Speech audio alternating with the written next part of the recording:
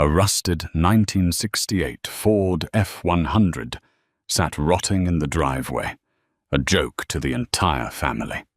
But when Madeline finally pried open the jammed dashboard, she didn't find mice or old receipts.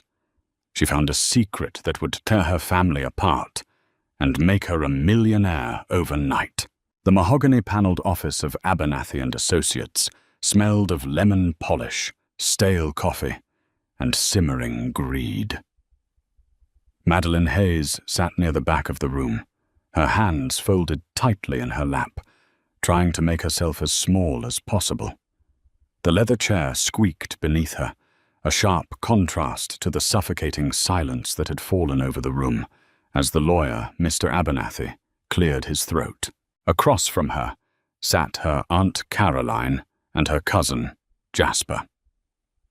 Caroline was a woman who wore her wealth like a weapon. Draped in a tailored charcoal blazer that cost more than Madeline's car, she tapped a manicured fingernail against the glass table, her eyes darting impatiently to the grandfather clock in the corner. Jasper, 24 and perpetually smirking, was busy scrolling through his phone, barely acknowledging the gravity of the day. They were here for the reading of Henry Caldwell's will. Grandpa Henry had been a fixture in Madeline's life, the only one, in fact. When her own parents had died in a car accident 15 years ago, it was Henry who took her in. He was a quiet, rugged man with grease permanently stained into the creases of his knuckles. He ran a small, struggling mechanic shop on the edge of Oakhaven, Oregon, and lived in a sprawling, dilapidated farmhouse that had been in the Caldwell family for 3 generations. Caroline, Henry's only living daughter, had abandoned the farm decades ago, marrying a wealthy real estate developer and moving to the city. She only visited Henry when she needed a loan, or, in his final years, to survey the property with the calculating eyes of a vulture waiting for its meal. "Let us proceed," Mr. Abernathy said, adjusting his half-moon spectacles. "I will read the stipulations as requested by the deceased, Mr. Henry James Caldwell." Caroline sat up straighter, a triumphant gleam in her eye. She had already hired contractors to bulldoze the farmhouse and subdivide the 70 acres of land. "To my daughter, Caroline," the lawyer read, his voice dry and devoid of emotion. "I leave the Oakhaven estate, including the farmhouse and the surrounding 70 acres of land, on the condition that all outstanding property taxes are settled by her estate." Caroline let out a soft, satisfied sigh. Jasper didn't even look up from his phone. "To my grandson, Jasper, I leave the contents of my Charles Schwab investment portfolio to be dispersed immediately upon my passing." "Wait, what portfolio?" Caroline interrupted, her brow furrowing. "My father was a mechanic. He didn't have a stock portfolio." "Actually, Mrs. Caldwell, your father made several astute investments in the late 1980s. The portfolio is currently valued at roughly $450,000, Mr. Abernathy replied mildly. Jasper's head snapped up, his phone slipping from his hands and clattering onto the carpet. 450 grand? You're kidding. I assure you I am not. Caroline's smile widened into a beaming, predatory grin. The old man had hoarded cash while living like a pauper. It was a windfall they hadn't expected. Madeline felt a lump form in her throat. She didn't care about the money or the land. She just missed the scent of motor oil and peppermint that always lingered on her grandfather's plaid flannel shirts. She missed their quiet evenings, sitting on the porch, listening to the crickets. And finally, Mr. Abernathy continued, his eyes shifting toward Madeline with a hint of unreadable sympathy. To my granddaughter, Madeline Hayes, you were the light of my twilight years, kiddo. I leave you the 1968 Ford F-100, currently parked in the north barn. Treat her well, and she'll take you where you need to go. Silence stretched across the room. Then Caroline laughed. It wasn't a polite chuckle. It was a loud, sharp bark of genuine amusement. "The truck? He left you the rusted-out junker in the barn?" Jasper snickered, leaning back in his chair. "Oh man, Maddie, don't spend it all in one place. You might be able to get, what, $200 in scrap metal for that thing? Assuming the tow truck driver doesn't charge you $300 to haul it away." Madeline's face burned. She stared at the floor, fighting the prickling sensation of tears in her eyes. It wasn't the lack of money that hurt. It was the public humiliation. "That truck meant a lot to him," Madeline said quietly, her voice trembling just a fraction. "It's an eyesore," Caroline snapped, her amusement turning instantly to disdain. "It hasn't run in 20 years. The floorboards are rusted through, and it smells like a family of raccoons died in the upholstery. I want it off my property by the end of the week, Madeline.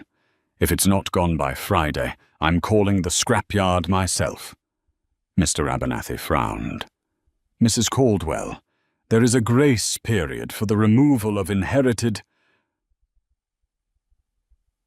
"Friday," Caroline repeated, standing up and smoothing her blazer. "Come along, Jasper. We have an estate to liquidate." As they swept out of the office, leaving a trail of expensive perfume in their wake, Madeline remained seated. She felt hollowed out. Grandpa Henry had loved that truck. He used to sit in the driver's seat with her when she was 7, letting her steer the massive wheel while he made engine noises, telling her stories of driving it across the country before she was born. But as she grew older, the truck had been relegated to the barn, covered in a tarp, slowly surrendering to time and rust. Why had he left it to her? Why single out a piece of rotting metal while giving the rest of the family the actual wealth? 2 days later, Madeline paid $300, a significant chunk of her meager savings from her waitress job, to have the Ford F-100 towed to her apartment complex on the outskirts of the city. When the flatbed dropped the truck into her assigned parking space, her neighbors peeked out from behind their blinds. The truck was a monstrosity. The original sky blue paint was entirely consumed by a cancerous, flaking orange rust. One of the headlights was smashed, the tires were dry rotted and flat, and the bed was filled with damp leaves and empty oil quarts. Her phone buzzed in her pocket. It was a text from Jasper. "Saw the tow truck pass by the cafe. Nice ride. Don't forget to update your tetanus shots." Madeline shoved the phone back into her pocket, tears of frustration finally spilling over. She grabbed a bucket, a scrub brush, and a bottle of heavy-duty cleaner. If this was the only thing she had left of the man who raised her, she was going to at least make it look respectable. Saturday morning brought a heavy, unrelenting drizzle that washed the city in shades of grey. Madeline stood in the parking lot in her oversized overalls, soaked to the bone, battling the grime inside the cab of the F-100. The interior was in even worse shape than the exterior. The springs of the bench seat poked through the cracked vinyl like broken bones. The dashboard was coated in a thick, sticky layer of dust, and the entire cabin smelled faintly of gasoline, damp earth, and decay. She spent 3 hours just clearing out the trash, old spark plugs, brittle diner receipts from 1982, and a rusted tire iron. Exhausted and shivering, she sat in the driver's seat, gripping the steering wheel. She closed her eyes, trying to conjure the image of her grandfather sitting next to her. But all she felt was the cold reality of her current life.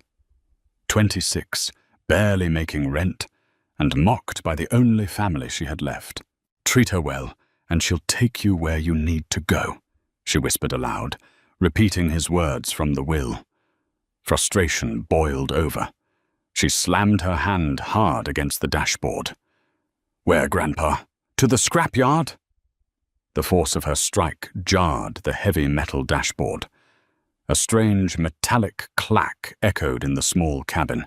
Madeline froze. She looked down.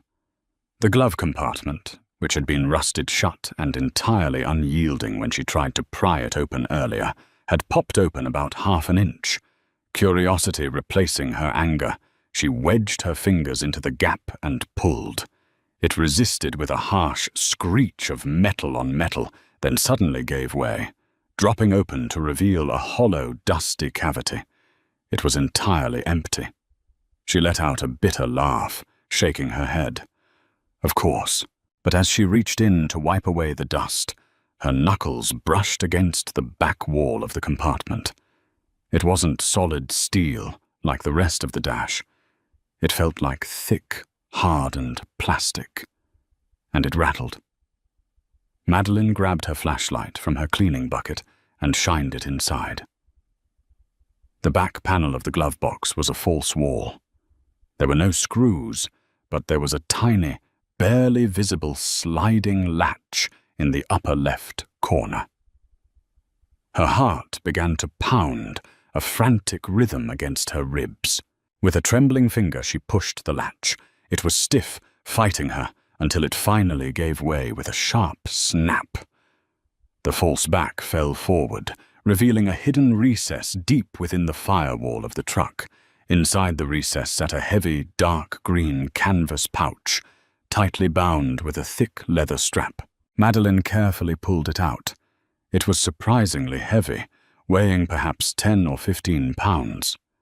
She placed it on the passenger seat, her breath catching in her throat.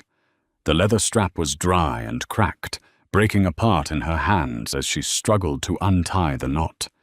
When she finally pulled the canvas open, the smell of old paper and copper filled the air. Inside were 3 things. First, a stack of heavily stamped passports, all bearing Henry Caldwell's face, but none bearing his name. One identified him as Arthur Pendleton, another as Thomas Croft. The stamps spanned the globe: Geneva, Zurich, Vienna, Moscow, and Buenos Aires, all dated between 1971 and 1978. Madeline stared at the photos. It was her grandfather, looking rugged and dangerous in his 30s, a stark contrast to the gentle mechanic she had known. Second, there was a thick, leather-bound ledger. Madeline opened it, her eyes skimming the handwritten entries. It was filled with lists of names, dates, and massive dollar amounts, all written in her grandfather's meticulous cursive. Next to several names were terrifying annotations: asset recovered, target neutralized, or bribe delivered, file closed. Her grandfather wasn't just a mechanic. He had been involved in something deeply covert, deeply lucrative, and incredibly dangerous. But it was the third item that made her heart stop. Beneath the ledger was a large, flat, velvet-lined jeweler's box. Madeline pried the brass clasp open. The dim, rainy light of the parking lot caught the contents, refracting into 1,000 dazzling, brilliant colors. Nestled in the velvet were dozens of uncut stones, diamonds the size of marbles, deep blue sapphires, and rubies that looked like crystallized blood.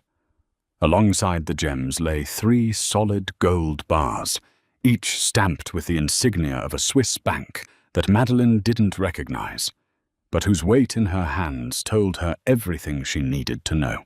She was holding a fortune, a massive, undeniable fortune. Madeline jumped nearly out of her skin, slamming the jeweler's box shut and throwing the canvas bag onto the floorboards, kicking a dirty rag over it just as a sharp tap hit the driver's side window. She whipped her head around. Standing in the rain, holding a massive golf umbrella, was Aunt Caroline. Madeline rolled down the window halfway, her hands shaking so badly she had to grip her knees to steady them. "Aunt Caroline, what are you doing here?" Caroline looked out of place in the run-down apartment parking lot, her designer trench coat practically glowing against the grim backdrop. She looked past Madeline, her sharp eyes scanning the interior of the truck with an intensity that sent a chill down Madeline's spine. "I was in the neighborhood," Caroline lied smoothly, her voice overly sweet. "I came to apologize, dear. I was harsh at the lawyer's office. Grief makes us act in ways we aren't proud of." It's fine," Madeline stammered, hyper-aware of the canvas bag hidden beneath the rag just inches from her boots. "Listen," Caroline said, leaning closer to the window. "I've been thinking about this old eyesore. I know it has sentimental value to you, but the truth is, you can't afford to restore it. It's just going to rack up fines sitting in this parking lot. I'll do you a favor.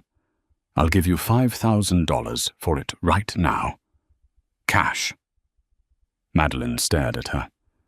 $5,000 for a rusted truck that Jasper had valued at $200 in scrap.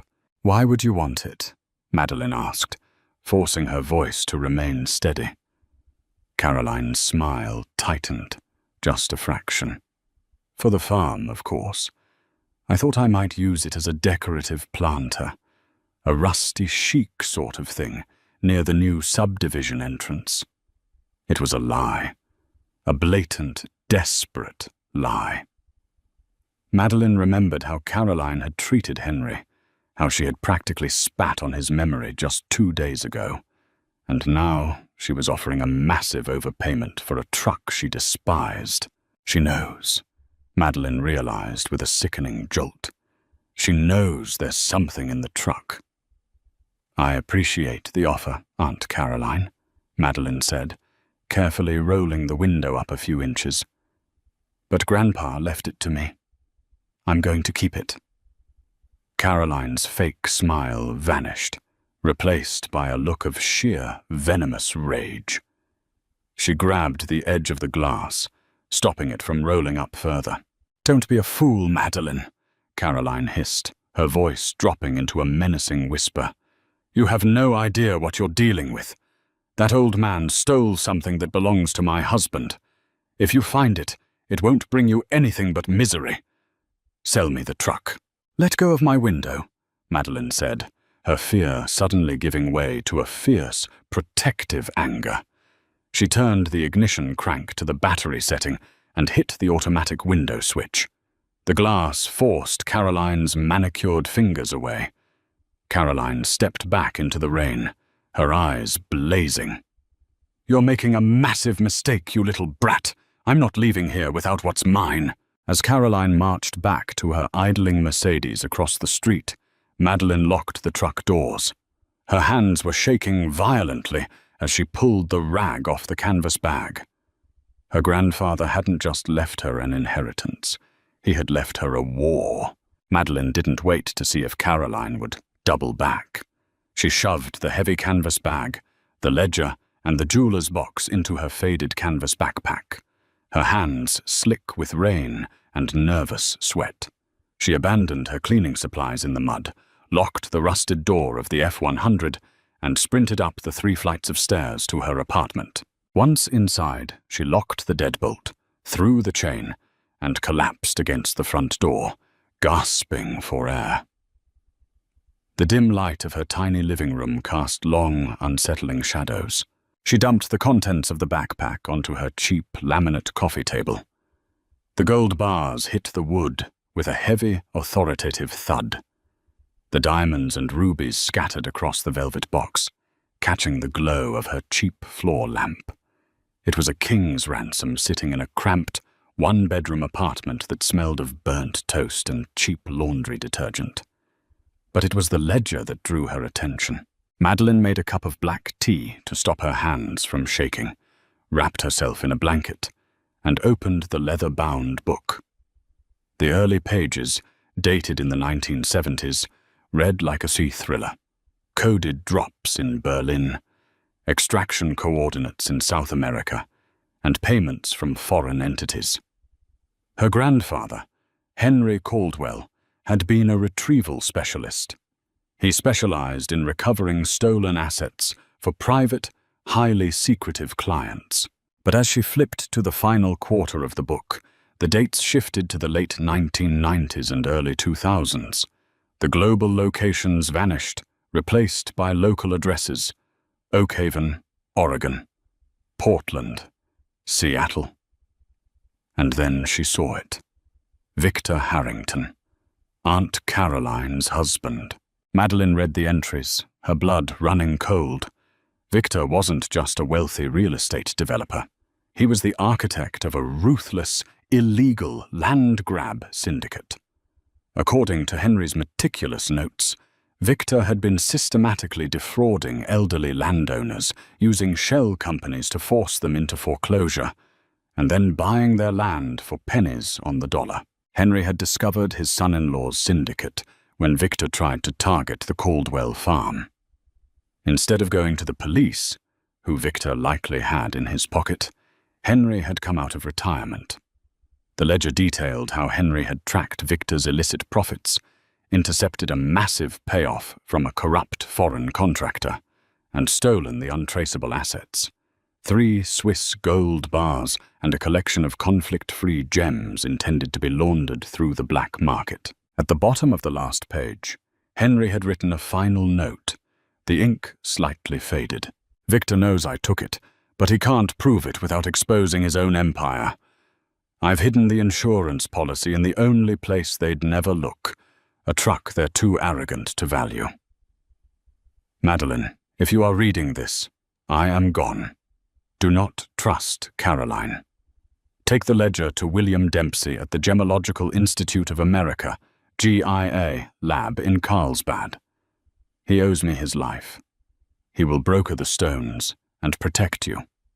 A loud, violent pounding on her apartment door shattered the silence. Madeline dropped the ledger. The teacup rattled on the saucer. "Madeline, open this door right now."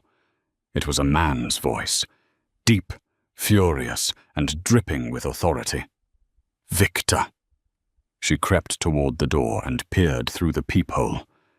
Victor Harrington stood in the hallway, his expensive tailored suit dripping with rain, his face flushed red with rage. Behind him stood a large, expressionless man in a dark windbreaker. "Muscle, I know you found it," Victor hissed through the wood, his voice dropping to a menacing pitch. "Caroline told me you were acting strange.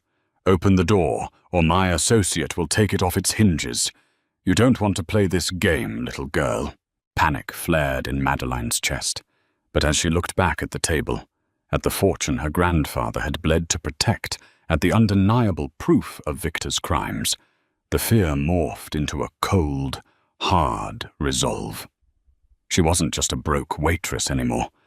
She was Henry Caldwell's granddaughter. She quickly swept the gold, the gems, and the ledger back into her backpack. She slung it over her shoulders, grabbed her fire escape key, and bolted for the kitchen window. As the front door groaned under a massive, splintering kick from Victor's associate, Madeline slipped out into the stormy night, scrambling down the rusted iron stairs into the dark alley below. 3 days later, the rain had finally cleared, leaving the city washed clean under a brilliant blue sky. Madeline sat in the exact same leather chair in the mahogany-paneled office of Abernathy and Associates. Her posture, however, was entirely different. She sat straight, her shoulders squared, projecting a calm confidence she hadn't possessed a week ago. Across from her, Caroline and Victor looked completely unraveled. Caroline's usual immaculate hair was slightly disheveled, and the dark circles under Victor's eyes betrayed sleepless nights of frantic searching. Jasper was nowhere to be seen. Mr. Abernathy looked between the three of them, clearly uncomfortable with the palpable tension in his office. "Madeline, you requested this emergency meeting. You stated it was a matter regarding the estate." "Yes, Mr. Abernathy," Madeline said smoothly. She reached into her sleek new leather tote bag, purchased with a small cash advance arranged by William Dempsey in California, and pulled out a thick manila folder. "You little thief," Victor snarled, leaning forward, his hands gripping the edge of the glass table. "You have no idea the fire you're playing with.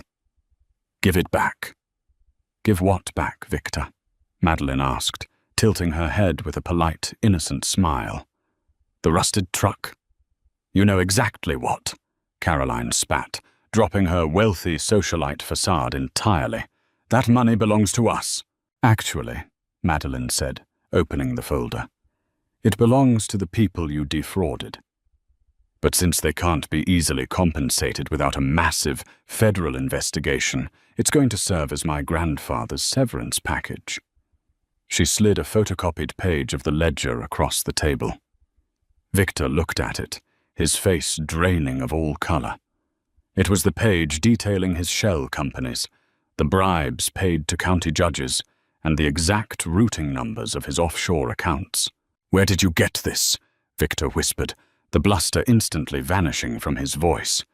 "Grandpa Henry was a very meticulous record keeper," Madeline said calmly. "I spent the last 2 days in Carlsbad, California. I met with a man named William Dempsey. He appraised the physical assets Grandpa left me, and he also authenticated these records. Right now, the original ledger, along with sworn affidavits, is sitting in a secure safety deposit box at Chase Bank in downtown Portland." Caroline looked at her husband, panic rising in her chest. "Victor, what is she talking about?" Madeline didn't let him answer. "Here is the deal. I keep the truck, and I keep everything that was inside it. You will never approach me, call me, or come near my property ever again. If I see either of you, or if anything happens to me, if I so much as trip on a sidewalk, William Dempsey has standing instructions to forward the original ledger to the FBI, the IRS, and the state prosecutor." The silence in the office was deafening. The ticking of the grandfather clock seemed to echo like gunshots. Victor swallowed hard, his eyes glued to the photocopied page. He was a predator, but he wasn't stupid. He knew when he had been outmaneuvered. "You think you're so smart," Caroline sneered, trying to salvage some scrap of pride. "Fine. Keep the dirty money. I still have the farm, the 70 acres, and Jasper's portfolio."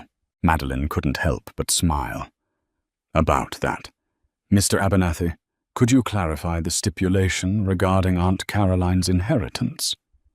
The lawyer adjusted his spectacles, looking bewildered but compliant. "Mrs. Caldwell inherits the estate on the condition that all outstanding property taxes are settled by her."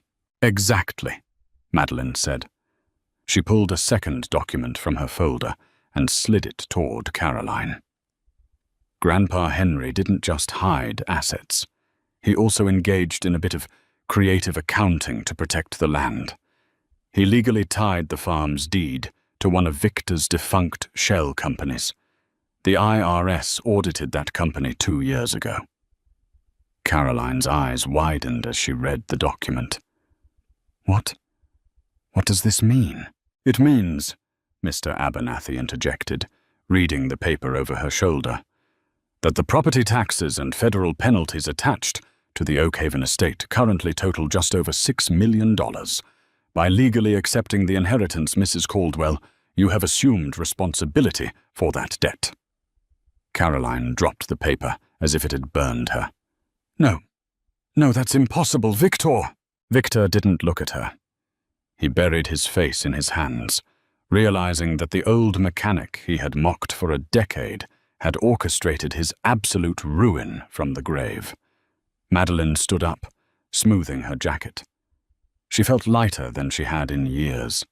The heavy, oppressive shadow of her family's cruelty had finally been lifted. "If you'll excuse me," Madeline said, walking toward the door. "I have a mechanic waiting. I'm having a 1968 Ford F100 fully restored. I hear a fresh coat of sky blue paint does wonders for an old classic." She walked out into the bright city streets, leaving the ashes of Victor Harrington's empire behind her. Grandpa Henry had promised the truck would take her exactly where she needed to go. And looking at the boundless horizon ahead of her, Madeline knew he had been absolutely right. If Madeline's incredible journey from a mocked granddaughter to a millionaire mastermind left you speechless, hit that like button. Make sure to share this video with anyone who loves a satisfying plot twist. And don't forget to subscribe to our channel for more thrilling real-life stories. What would you do if you found a secret treasure inside an old family heirloom? Let us know in the comments below.